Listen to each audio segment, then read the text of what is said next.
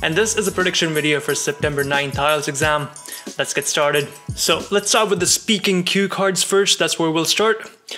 Talk about a picture that you took recently. So that's the cue card one that I want to kind of keep in mind when heading for this exam. It's been asked a couple of times so far, so pay some attention to that. You can always mention a story here. That's how I would make this answer. Talk about what, when, where, why, who. There's some couple points that you want to focus on when talking about this. And of course, describe the picture. Make it vivid. Let's look forward. So next cue card is describe a house you know well. Again, this cue card has been asked multiple times as well, so pay some attention to this one. This could be your own house, the one where you live, or it could be your friend's house, or it could be, I don't know, whatever house you want to speak about. So describe the house, mention how big the house is, what it looks like, the features, that really strike out to you. So striking features, that's something you want to focus on when describing this answer. So, just add some details to it and take your time with this cue card. Now, next one. Describe a piece of good news that you heard about someone you know well. Again, this cue card is being repeated quite a bit, so focus on this one. Unless you already have, then don't worry, then you're in good hands. So here we have to focus on the good news, and also we have to talk about that someone, right? You have to describe two different things when we break this cue card down. It's about the person and the news and how it correlates, right? So like, what's the relation between the news, between the person, and of course you? Why does it matter? Like, that's the biggest why. That's the biggest question you have to answer here. It's like, who is this person? Why do they matter to you? And how does this news make an impact on your life? Speak about the impact of things. That's good. So, those are some things you want to speak about when giving this answer. Next one.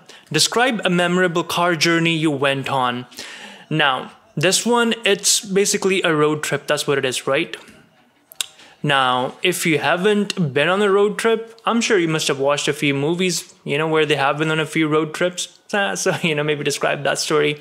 It has to be just a story. It doesn't have to be your own. Just whatever you're comfortable with, right? So talk about that. Talk about when you went on that journey, where you went. Why was it memorable? That's the biggest question. Like, why does it matter? Why? So you'll hear me asking this question a lot. Why does it matter? So answer that. Now let's go forward. Describe a traditional celebration day in your country. Now, a couple of things you have to focus on. 1, what are you celebrating? 2, what is this country? And 3, why is this important to you? 3 things that you have to talk about here, okay? And then, of course, describe the celebration day, describe the date, describe the history behind it, hit on some some key points about people involved with that celebration day, who they were, what happened, and of course, the country. You want to talk about that as well. Let's move forward. Describe a time when you talked to a group of people. Again, this has been repeated a few times, cue card. So here it could be about public speaking, right? Or it could be about, I don't know, maybe like you gave some sort of a speech at, I don't know, maybe a game that you went on. Maybe you're a coach. Maybe you're living the movie. I don't know, whatever. Just make a story up and, that's what you got to focus on, story. What happened? Why did it happen? What did you talk about? And what happened to these people after they listened to you? So, what was their reaction? Some good things to kind of talk about there. Now let's move forward. Describe an occasion when you spend time with a young child. This one, it could be a little tricky. So you have to talk about the child, who that person was, and you also have to talk about the occasion, like why were you babysitting? Maybe the parents went out, or maybe, you were together in a train and you were just sitting next to each other. I don't know. Could be anything, really. Again, this could be positive and this could be negative too. Like maybe you liked the child or the young child, or maybe you just found them really annoying, right? Because kids can be annoying sometimes. You can't blame them. That's how they are, kids, right? So yeah, there you go. So take the story in either direction and then, talk about the why, talk about the when, And of course, talk about where. 3 things you have to talk about, and you have your story. Simple as that. Now, let's go forward. Describe a sport that you enjoyed playing when you were young. Again, you see how this is about young, this is about past. So focus on the tenses there. Don't make any mistakes there, right? And of course, you have to also talk about the sport. What sport was it? Maybe it was basketball, football, I don't know, whatever you played. So talk about that. And of course, talk about your friends as well with whom you played the game, because pretty sure you played it with your friends. You didn't play alone. Unless you did. Then talk about why did you play alone? Right? That's something to kind of talk about there. So that's a cue card that you have to focus on as well. Now let's look at this one here. Describe your idea of a perfect house. Again, it's very similar to the cue card that we just, spoke about a couple minutes back. So you have to mention the perfect house. It could be a house that you saw in a magazine, or it could be your friend's house, or it could be a house that you saw in a documentary. Maybe it's a castle. I don't know. You decide. And then just, describe it. Talk about what makes it peculiar or what makes it interesting, right? The key features. That's what you want to talk about. So talk about those, describe those, and yeah, just, give it a brief description. So you're good to go. Now, another cue card that you want to focus on is talk about a time when you complained about an issue and it successfully resolved. This cue card is being repeated quite a bit as well. So, focus. Here you have to talk about a complaint, and you have to talk about the issue, and you have to talk about the resolution. 3 things. That's what you're describing here.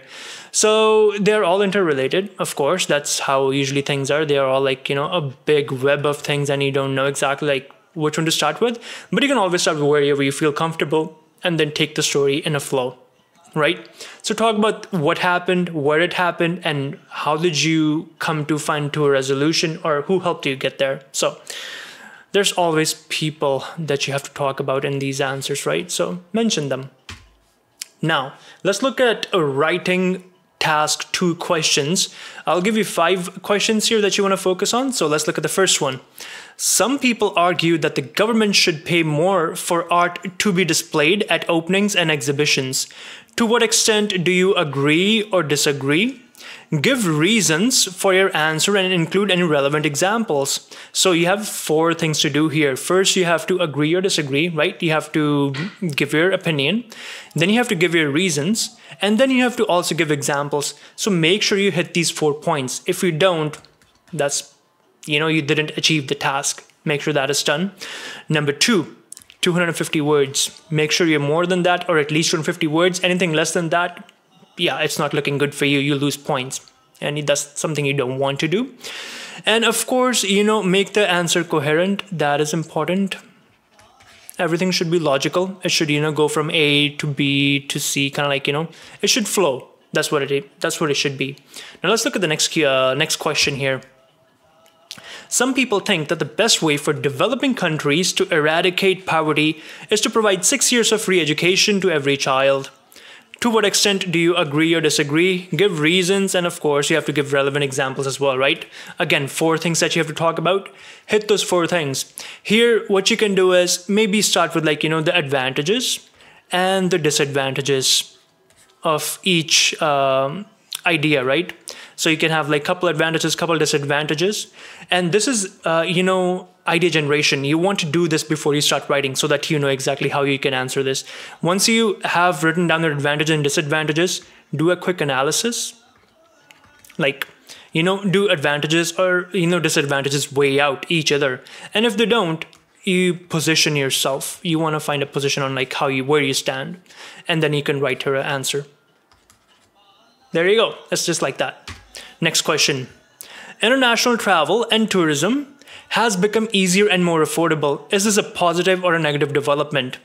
Give your reasons, include any relevant examples. So, 4 things. So here, what you can do is same as last, have your advantages and have your disadvantages, right? Mention them both, and then do your analysis, which one, makes more sense to follow.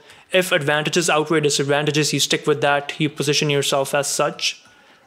And then you write that answer out, right? Simple as that. So there you go. That's how you want to approach this. And of course, focus on your vocabulary. That's important. If, you repeat words, not looking good for you. Do not do that. Focus on that words that you want to, use in this answer. Now, next question.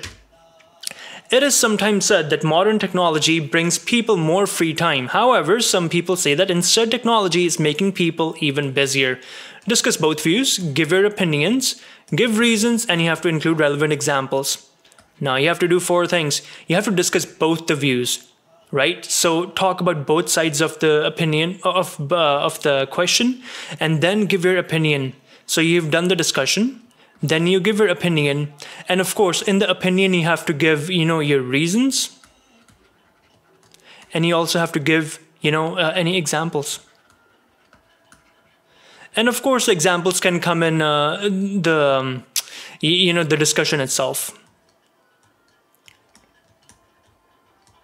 So that's something you want to focus on there. And when you write this essay, have your introduction, then have your BP1, then have your BP2, and then have your conclusion. If you don't do at least this much, you will lose points because it won't make any sense. So that is the structure that you have to follow for your essay. So make sure that's done. Okay. Now let's move forward. Some people think that the internet and communication technology are having a negative impact on social relationships. Do you agree or disagree? Give reasons and of course examples. So 4 things that you have to do. You have to agree or disagree, right? And to do that, you need to give some points, some justifications, right? And once you have these justifications, do a quick analysis. And through the analysis, you want to position yourself. And once the positioning is done, there you go, you conclude the answer. So there you go, that's how you can write this answer. Now let's go forward. For reading itself, this time around, difficulty, I'm expecting it to be medium. Some question that you want to focus on here, let's look at this. Multiple choice, always, always, always. They will ask you MCQs. Short answer questions, I'm expecting those. And of course, true, false, not given. With true, false, not given, always remember, when you're looking for the area where you find where the answer might be, do skimming, scanning, and look fast. And once you locate the area, you have to read slowly and you have to read carefully because you have to compare information, right? And once you do that, you can find your answers. Next, matching features. Focus on that question type in your preparation. You still have some time to go. And of course, summary completion as well.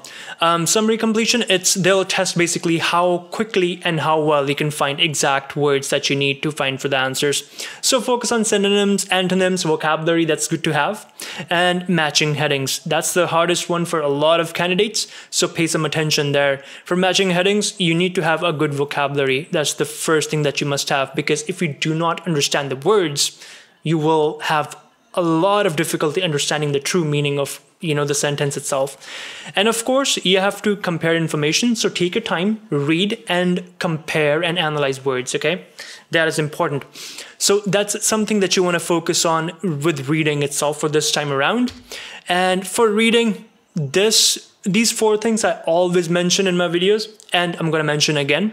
Time management, that's key. So, see how you want to approach the exam.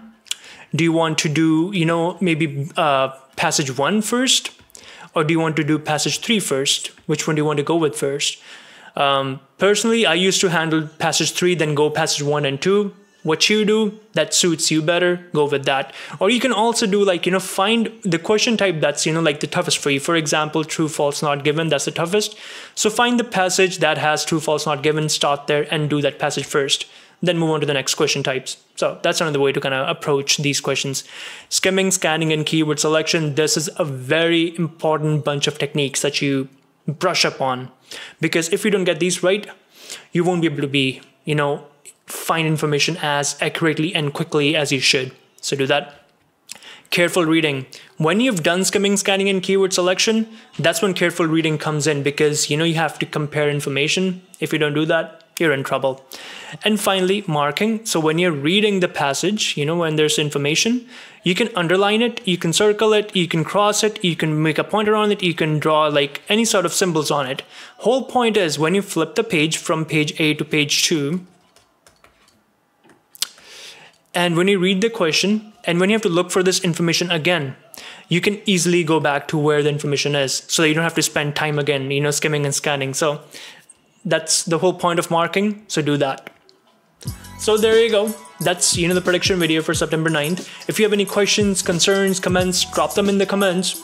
I'll get back to you. If you have any friends who are struggling with this stuff, share it with them. They'll find this useful. And hey, good luck with their exam. I'll see you in the next video.